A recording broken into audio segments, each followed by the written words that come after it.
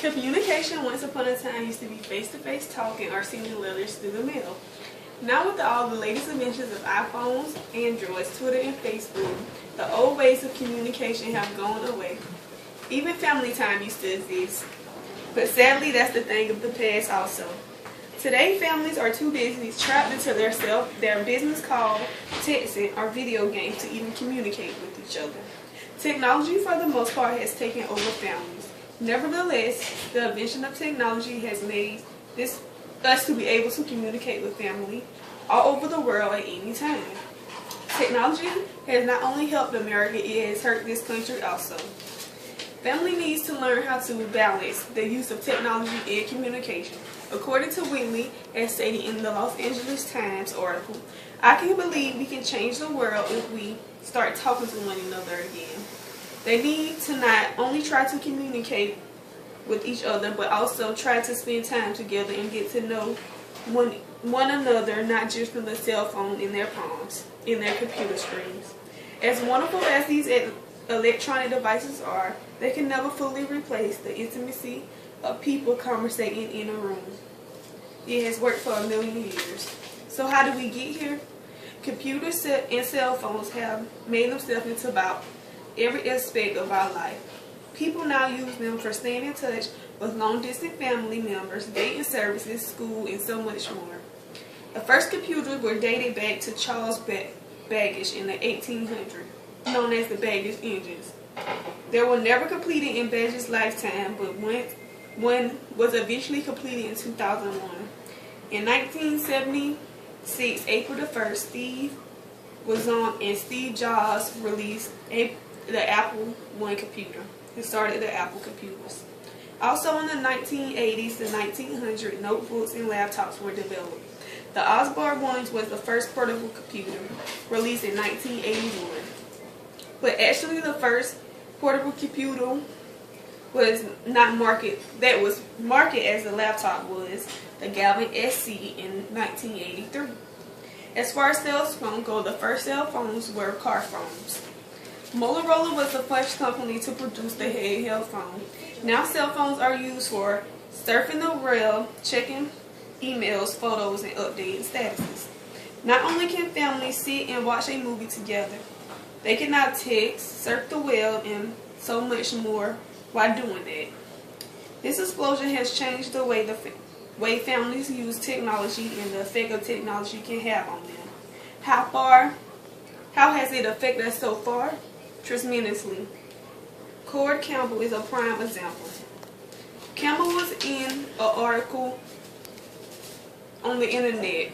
He's heavily attached to technology and is paying the price. Campbell is married with kids, and every night he goes to sleep with a laptop and iPhone on his chest.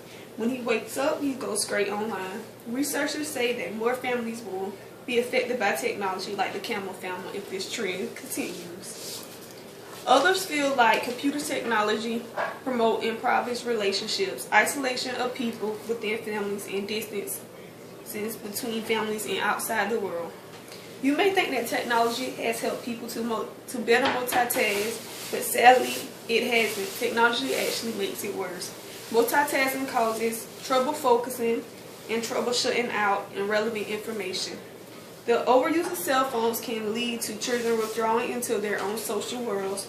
Most kids stay on their phones all day instead of getting out and communicating. And most of the time they don't pay attention to what's going on around them. In the past 40 years, there has been a major growth in the ability of communication technologies and their use within homes. This figure shows the percentage of various types of communication technologies in America.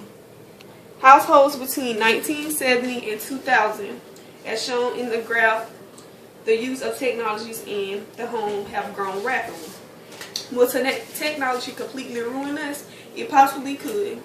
Technology gradually makes us lose our ability to think on our own. The use of technology is making us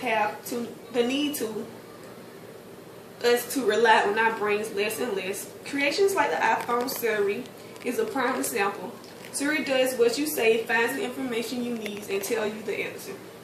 It's like having a conversation with your iPhone. The time we spend interacting with these devices instead of humans is a scary glimpse into the future.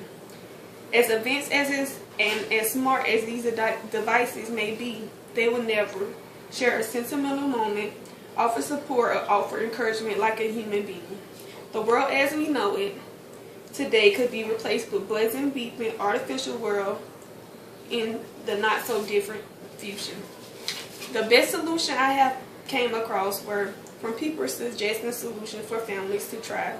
The main ones being parents in control, which I personally think is the most effective. They are in control and they should make the rules to bring their family together. For example, they could limit the time of technology. They could use technology in certain rooms.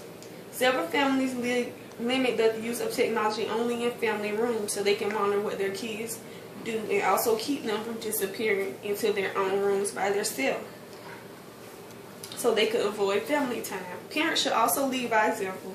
They should have a set time for business. They shouldn't bring work home all the time. They need to make time for the family also. Balance is the key.